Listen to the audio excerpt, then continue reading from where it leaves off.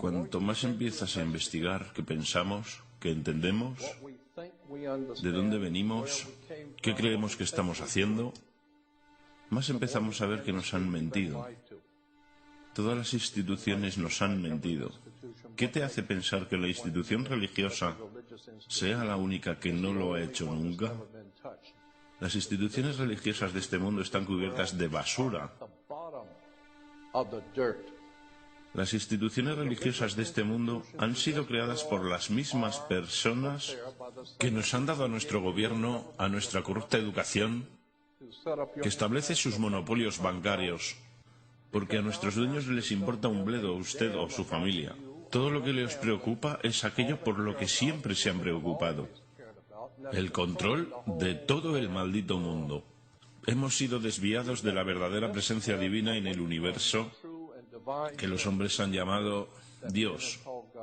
No sé lo que es Dios, pero sé lo que no es. Y hasta que no estés preparado para considerar toda la verdad, y a donde pueda ir, a quién te puede llevar, si quieres mirar a otro lado o creerlo más fácil, entonces en algún punto descubrirás que estás jugando con la justicia divina. Cuanto más te educas a ti mismo, más entiendes de dónde vienen las cosas y más obvias se vuelven, y empiezas a ver mentiras en todos lados. Tienes que conocer la verdad e investigar la verdad, y la verdad te devolverá la libertad. Lo encontrarán difícil aquellos que han tomado la autoridad como la verdad, en lugar de la verdad como autoridad.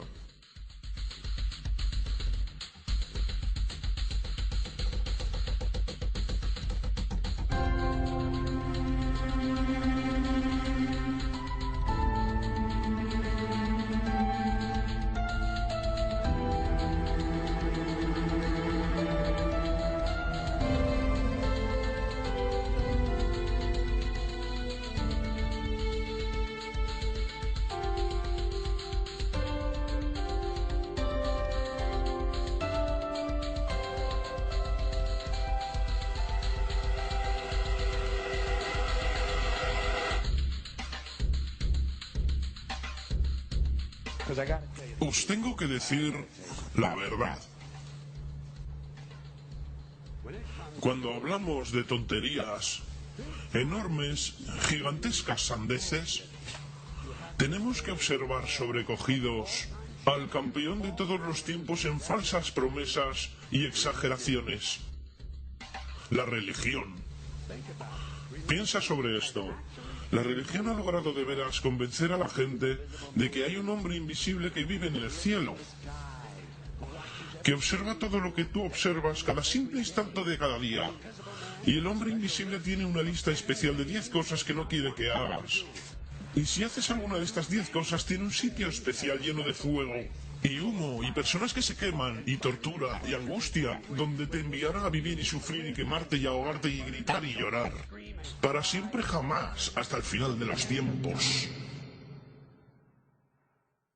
Pero te ama.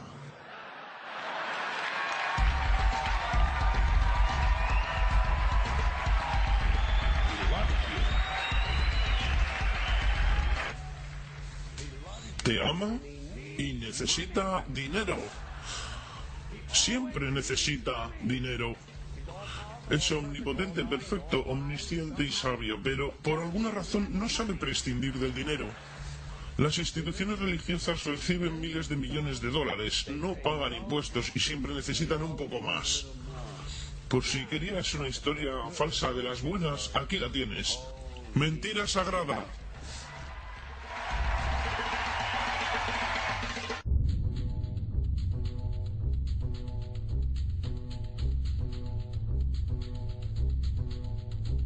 La historia más grande jamás contada.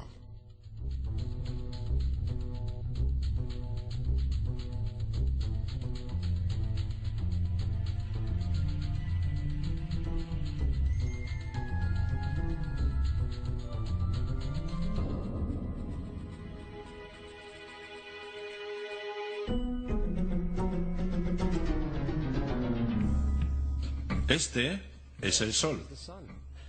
Ya desde hace 10.000 años antes de Cristo, La historia es abundante en esculturas y escrituras que reflejan el respeto y la adoración de las personas por este objeto. Y es fácil entender el por qué visto que cada mañana el sol aparece, llevando consigo la luz, el calor, la seguridad al hombre, salvándolo del frío, de la oscuridad y de las tinieblas pobladas de predadores en la noche. Sin ello, las antiguas culturas entendieron que las cosechas no crecerían y la vida sobre el planeta no habría sobrevivido. Estas realidades han hecho el sol el objeto más adorado de todos los tiempos. Del mismo modo, también fueron conscientes de las estrellas. El estudio de las estrellas les permitió reconocer y predecir acontecimientos que ocurrieron en largos periodos de tiempo, como los eclipses y las lunas llenas. Catalogaron grupos celestes de aquello que hoy conocemos como constelaciones.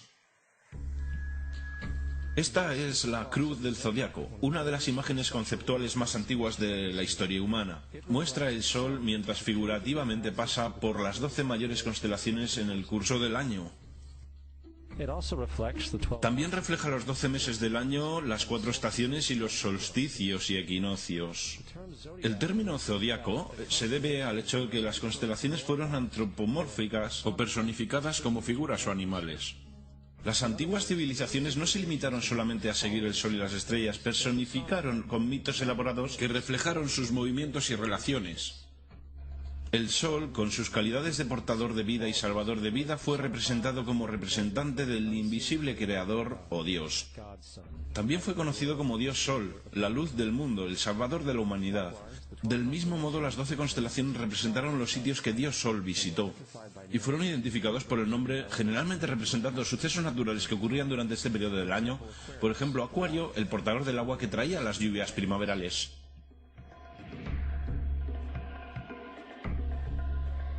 Este es Horus, el dios del sol de Egipto de 3000 años antes de Cristo. Es el sol antropomorfizado y su vida es una serie de alegorías mitológicas que tienen que ver con su movimiento en el cielo. Gracias a los antiguos jeroglíficos egipcios sabemos mucho sobre este Mesías solar. Por ejemplo, Horus, siendo el sol o la luz, tuvo a un enemigo conocido como Set, y Set fue la personificación de la oscuridad o la noche. Y metafóricamente hablando, cada mañana Horus vencía la batalla contra Set, mientras que al atardecer Set vencía sobre Horus mandándolo al mundo subterráneo.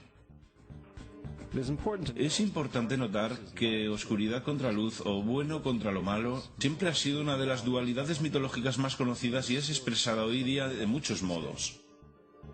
Hablando en general, la historia de Horus es como sigue. Horus nació el 25 de diciembre de la Virgen Isis Meri. Su nacimiento fue acompañado por una estrella en el este, que a su vez 3 reyes siguieron para encontrar y adorar al nuevo Salvador. A la edad de 12 años fue un niño maestro, y a los 30 años fue bautizado por una figura conocida Anub y empezó así su ministerio. Horus tuvo 12 discípulos que viajaron con él. Hizo milagros como curar a los enfermos y caminar sobre el agua. Horus fue conocido por muchos hombres como la Verdad, Luz, el Sagrado Hijo de Dios, el Buen Pastor, el Cordero de Dios y muchos otros. Después de haber sido traicionado por Tifón, Horus fue crucificado, enterrado por 3 días y después resucitó. Estas cualidades originales de Horus al menos parecen permanecer en muchas culturas en el mundo, puesto que aparecen en muchas otras divinidades generalmente con la misma estructura mitológica. Atis de Frigia, nacido por la Virgen Nana el 25 de diciembre, crucificado y enterrado y después de 3 días resucitó. Krishna de la India, nacido de la Virgen de Baki con una estrella del este que señaló su llegada, hizo milagros con sus discípulos y a su muerte resucitó.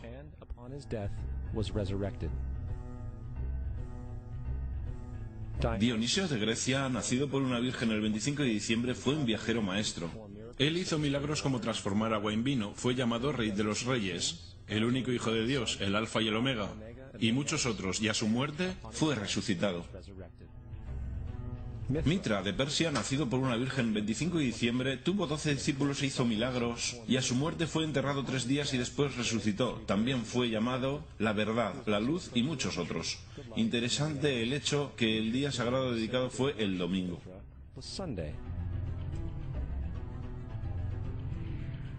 La evidencia es que ha habido numerosos salvadores en diferentes periodos en todo el mundo que tienen las mismas características. La pregunta que queda es, ¿por qué estas características? ¿Por qué nacidos de una virgen el 25 de diciembre? ¿Por qué muerto por 3 días e inevitablemente resucitado? ¿Por qué 12 discípulos?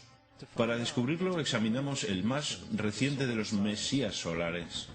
Jesucristo, nacido de la Virgen María el día 25 de diciembre en Belén. Su nacimiento fue anunciado por una estrella en el este que 3 reyes magos siguieron para encontrar y adorar al nuevo Salvador. Fue un niño maestro a la edad de 12 años y a los 30 años fue bautizado por Juan Bautista. Así empezó su ministerio. Jesús tuvo 12 discípulos con los que viajó haciendo milagros como curar a los enfermos, caminar sobre el agua, despertar a los muertos, y también fueron conocidos como Rey de Reyes, el Hijo de Dios, la luz del mundo, el Alfa y el Omega, el Cordero de Dios. Después de haber sido traicionado por su discípulo Judas y vendido por 30 piezas de plata, fue crucificado, puesto en una tumba y después de 3 días resucitó y ascendió al cielo. Sobre todo, la secuencia del nacimiento es completamente astrológica. La estrella del este es Sirio, la estrella más luminosa del cielo nocturno que el 24 de diciembre se alinea con las estrellas más brillantes del cinturón de Orión. Estas estrellas son llamadas hoy, como vinieron llamándose en la antigüedad, los 3 reyes. Los 3 reyes y la estrella más luminosa, Sirio. Todas apuntan a un lugar en el que el sol sale el 25 de diciembre. Esto es porque los 3 reyes siguen la estrella del este, con el objetivo de encontrar el lugar del sol naciente, el nacimiento del sol.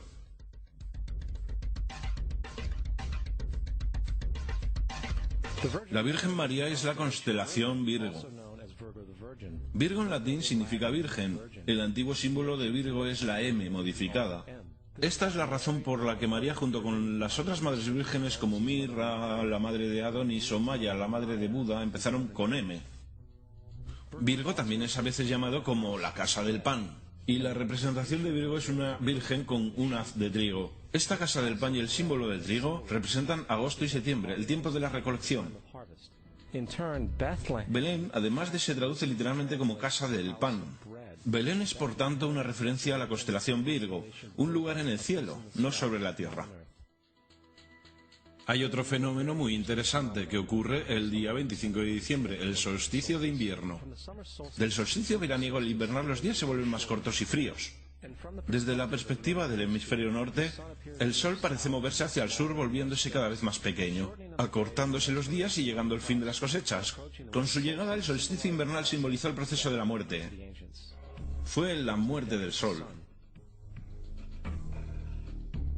Antes del 22 de diciembre, la muerte del sol fue observada completamente, y puesto que el sol se mueve hacia el sur continuamente por 6 meses, también es el día en que se encuentra el punto más bajo del cielo.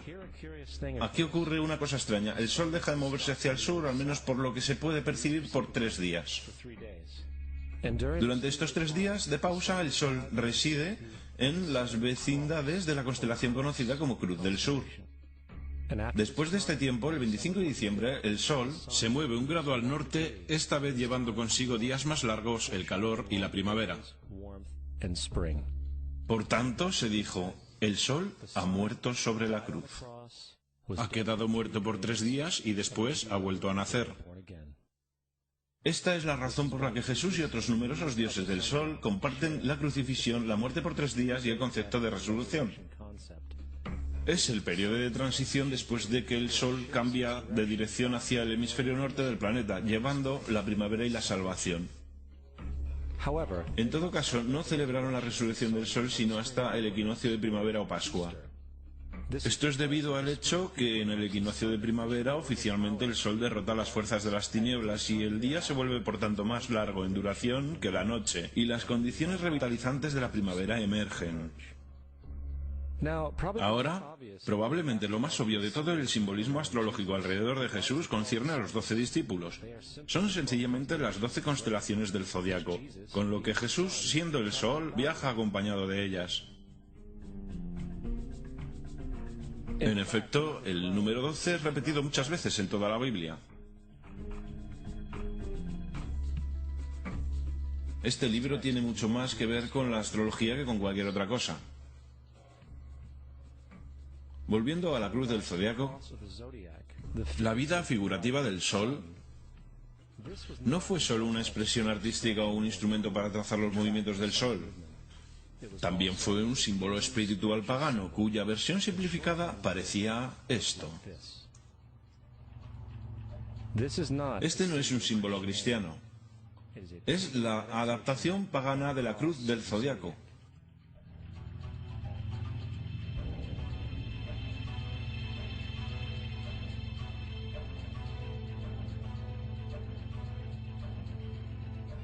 Es por esto que Jesús en el temprano arte oculto es mostrado siempre con su cabeza sobre la cruz. Porque Jesús es el sol, el Dios Sol, la luz del mundo, el Salvador levantado, quien voluntariamente viene otra vez, como cada mañana, la gloria de Dios que protege contra las obras de la oscuridad cuando es nacido otra vez, todas las mañanas, y puede ser visto venir en las nubes, en el cielo, con su corona de espinas o rayos de sol.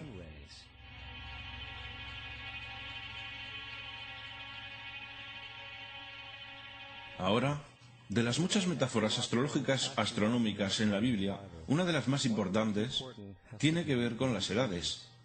Durante toda la escritura hay referencias numerosas a las edades. Para comprender esto, tenemos que estar familiarizados con el fenómeno conocido como la precesión de los equinoccios. Los antiguos egipcios, junto con culturas mucho más antiguas que ellos, supieron que cada 2150 años el amanecer en la mañana del equinoccio de primavera ocurre en un signo diferente del zodiaco. Esto tiene que ver con un lento bamboleo que mantiene la Tierra al rotar sobre su eje. Es llamado precesión porque las constelaciones se van retrasando, en vez de atravesar el ciclo normal anual. La cantidad de tiempo que necesita la precesión para pasar por los 12 signos es aproximadamente de 25.765 años. Esto también es llamado el Gran Año, y las sociedades antiguas eran muy conscientes de esto. Hicieron referencia a cada periodo de 2150 años como una edad. Del 4300 al 2150 a.C. fue la edad de Tauro. De 2150 a un año después de Cristo fue la edad de Aries, el carnero.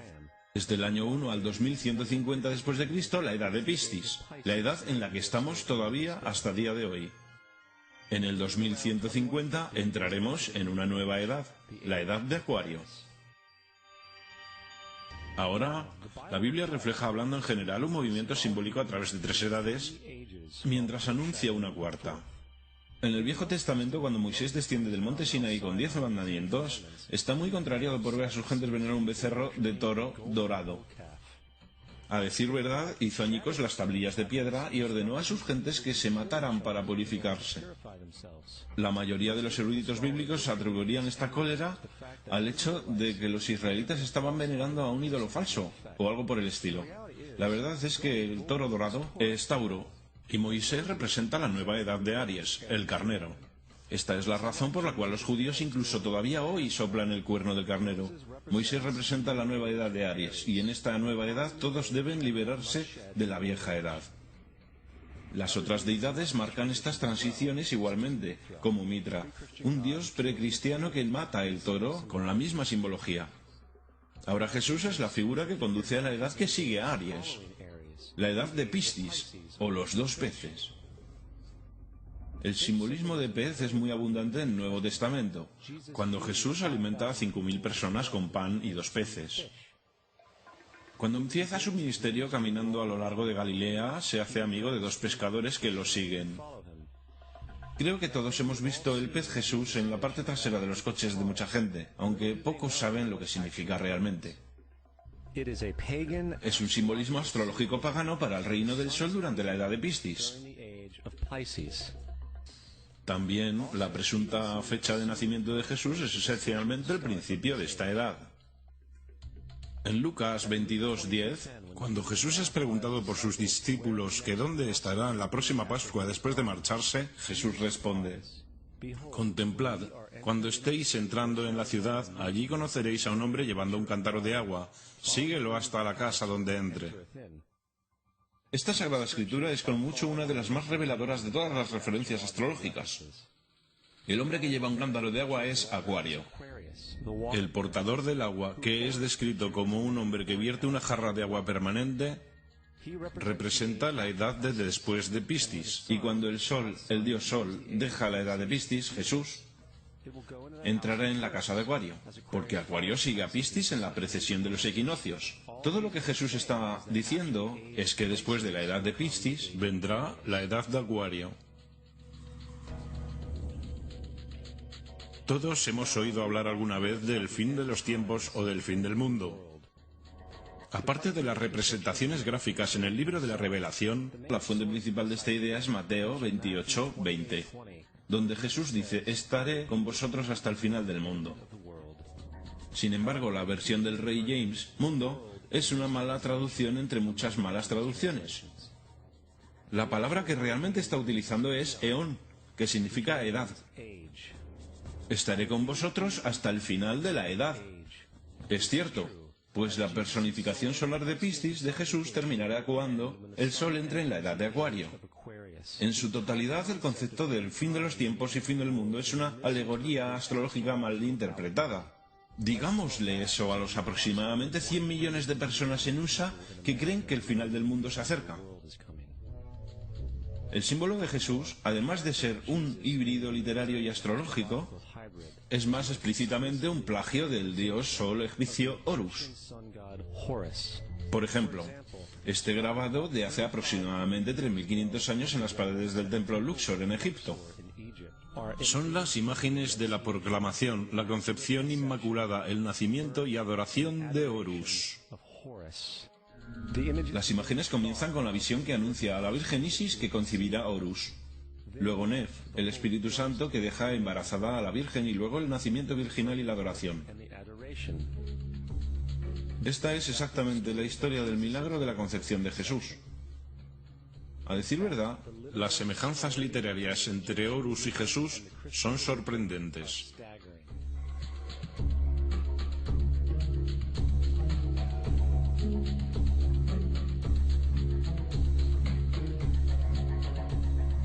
El plagio es continuo.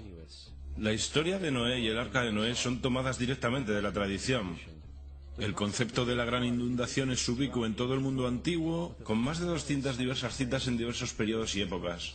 Sin embargo, llegamos a fuentes tan lejanas como la epopeya de Gilgamesh, de origen precristiano, escrito en 2600 a.C. Esta historia habla de una gran inundación ordenada por Dios, un arca de animales salvados sobre él, e incluso el lanzamiento y el regreso de la paloma. Todo esto en común con la historia bíblica, entre muchas otras semejanzas. Y luego hay una historia plagiada de Moisés. Sobre el nacimiento de Moisés se dice que fue puesto en una canasta y dejado a la deriva en un río para evitar el infanticidio. Después fue rescatado por una hija de la realeza y criado por ella como un príncipe. Esta historia del bebé en la canasta fue sacada directamente del mito de Sargón de Acadia, alrededor de 2250 a.C. Cuando nació Sargón fue puesto en una canasta para evitar el infanticidio y dejado a la deriva en un río. Fue rescatado y criado por Aquí, una reina matrona. Además, Moisés es conocido como el dador de ley, el dador de 10 mandamientos, la ley mosaica. Sin embargo, la idea de una ley que fue dada por Dios a un profeta sobre una montaña es también muy vieja. Moisés es solo un dador de ley en una larga línea de dadores de ley en una historia mitológica. En India, Mao fue el gran dador de ley. En Creta, Minos subió al monte Dicta, donde Zeus le dio las leyes sagradas. Mientras en Egipto estaba Mises, quien llevó tablas de piedra donde las leyes de Dios fueron escritas. Manu, Minos, Mises, Moisés. Y hasta los 10 mandamientos están sacados literalmente del hechizo 125 del libro de los muertos egipcio. En lo que en el libro de los muertos se leía: no he robado, se convirtió en no robarás; no he matado, se convirtió en no matarás; no he dicho las mentiras, se convirtió en no mentirás, etc. A decir verdad, la religión egipcia es la base fundamental de los principios de la teología judeocristiana. Bautismo, vida después de la muerte, sentencia definitiva, el alumbramiento virginal y la resurrección, la crucifixión, el arca de la alianza, la circuncisión, los salvadores, la sagrada comunión, la gran inundación, la Pascua, la Navidad, la Pascua de los judíos y mucho más, son todo atributos de ideas egipcias. Preceden al cristianismo y al judaísmo en mucho tiempo. San Justino, uno de los primeros historiadores y defensores del cristianismo, escribió: Cuando decimos que Jesucristo, nuestro Maestro, fue concebido sin una unión sexual, fue crucificado, murió, resucitó y ascendió a los cielos, no proponemos nada diferente a lo que creen los llamados hijos de Júpiter. En un escrito diferente, San Justino dijo: nacido de una virgen, acepte esto en común con lo que usted cree de Perseo. Es obvio que Justino y los primeros cristianos sabían lo similar que era el cristianismo de las religiones paganas. Sin embargo, Justino tenía una solución. En lo que a él se refería, el diablo lo hizo. El diablo tenía la previsión de anteponerse a Cristo y creó estas características en el mundo pagano. Cristianismo fundamentalista, fascinante. Estas personas creen que el mundo tiene en realidad 12.000 años. Yo le pregunté a uno de estos tipos, de acuerdo, fósiles de dinosaurio. Y dijo, ¿fósiles de dinosaurio? Dios los puso ahí para probar nuestra fe.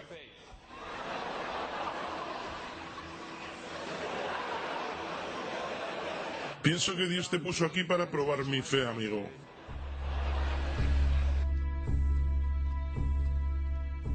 La Biblia no es nada más que un híbrido literario astroteológico, igual que todos los mitos religiosos antes que ella. A decir verdad, el aspecto de transparencia, desde las cualidades de un personaje a un nuevo personaje, se pueden encontrar en el mismo libro. En el Viejo Testamento está la historia de José. José era un prototipo para Jesús. José nació en un parto milagroso. Jesús nació en un parto milagroso. José tenía 12 hermanos. Jesús tenía 12 discípulos. José fue vendido por 20 piezas de plata. Jesús fue vendido por 30 piezas de plata. Hermano Judas sugiere la venta de José. Discípulo Judas sugiere la venta de Jesús. José empezó su trabajo a los 30 años. Jesús empezó su trabajo a los 30 años. Los paralelismos siguen sin parar.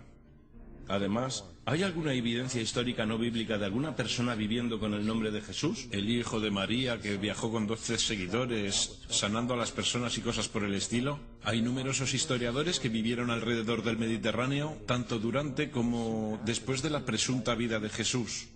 ¿Cuántos de estos historiadores documentan esta figura? Ni uno. Sin embargo, esto no quiere decir que los defensores del Jesús histórico no hayan reclamado lo contrario.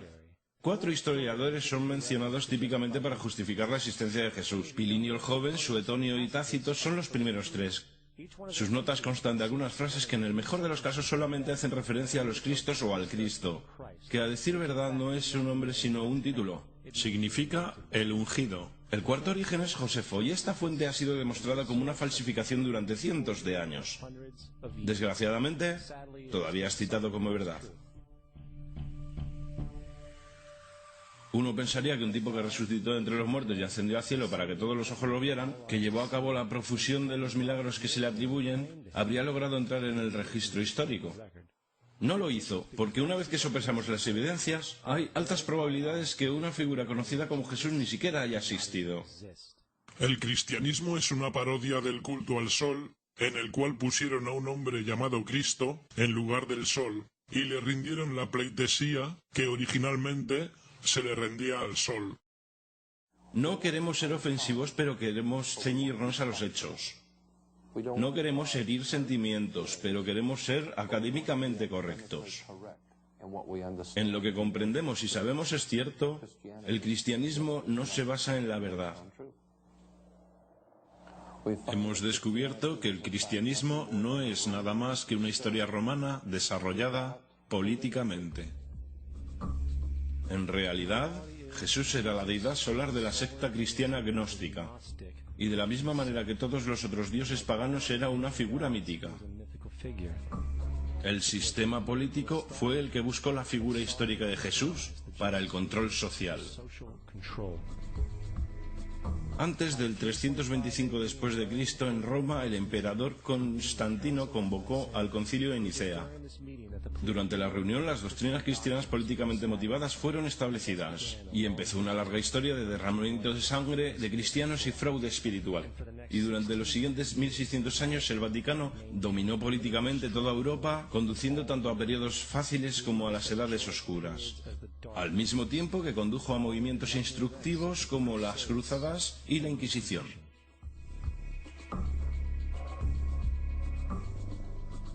El cristianismo, junto con todos los demás sistemas de creencias, es el fraude de la era.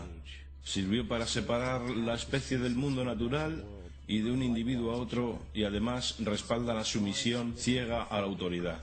Reduce la responsabilidad humana al efecto que Dios lo controla todo, y los crímenes a su vez horribles puedan ser justificados en nombre de la búsqueda divina. Y aún más importante, otorga poderes a aquellos que saben la verdad, pero usan el mito para manipular y controlar sociedades. El mito religioso es el dispositivo de más alcance creado nunca y sirve como el suelo psicológico sobre el cual pueden prosperar otros mitos.